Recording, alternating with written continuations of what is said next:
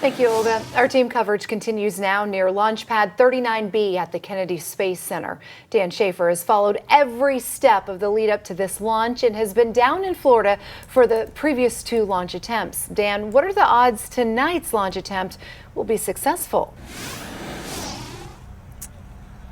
Well, Marie, it's hard to say, but apparently not as good as they were just about an hour ago. They have found another problem with leaking hydrogen on the launch pad. This is the mobile launcher, not part of the rocket, but it's something that's a line that feeds into the rocket. And this is something that potentially could scrub this liftoff.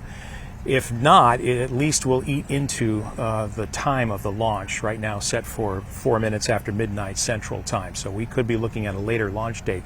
What happened is all the tanks are filled with the liquid oxygen, the liquid hydrogen, both the core stage and the upper stage, the interim cryogenic propulsion stage. All the tanks were filled.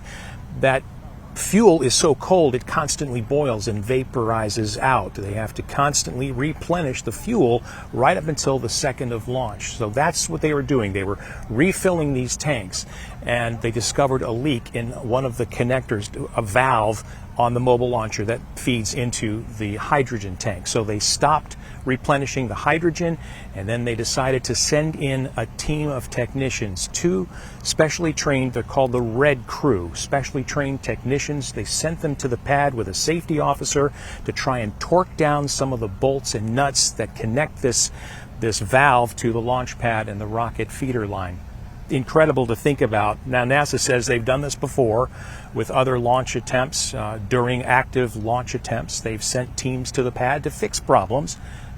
I've been around this a long time. I've never heard of it. Of course, it's been a long time since NASA's launched a rocket from these pads. But they go in and they are torquing these bolts down next to a fully fueled rocket full of 700,000 pounds of cryogenic propellant. It's an amazing thing that they're doing.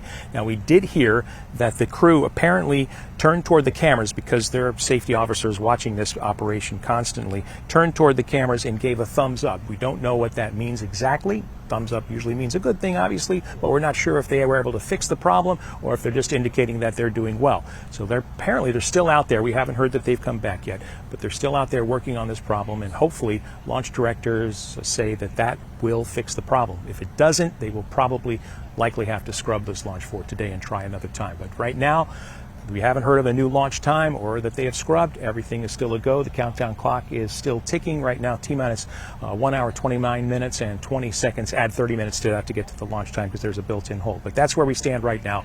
Launch is still a go. They're tweaking this problem right now. We'll keep you posted as we learn more. Live at Kennedy Space Center, Dan Schaefer, Way 31 News.